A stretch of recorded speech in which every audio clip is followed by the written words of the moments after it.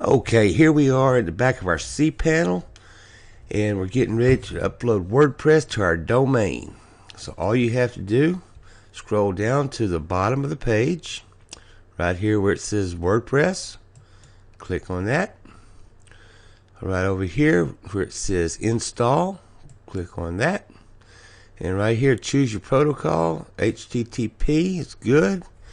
Choose the domain name. We got to find the domain name we were working with, which is right here.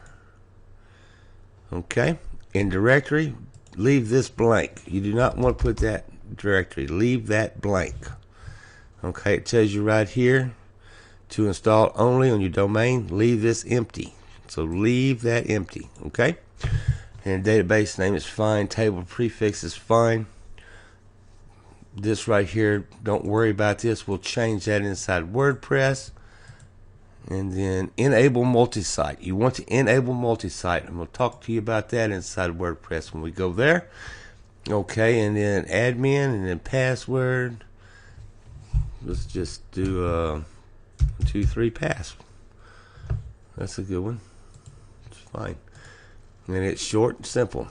Okay, you can change your password, your email, and all that inside there, so that's no problem.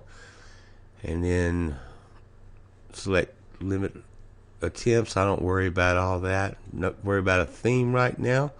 If you want to send the installation details, you need to put your email address right here so that you can get the installation details and save those so you'll have them to log in. And then click install. And then it's going to take it 3 to 4 minutes to do it. It's finishing the installation. And there you have it. Okay, I'll see you in the next video in the backside of WordPress. Let's move on.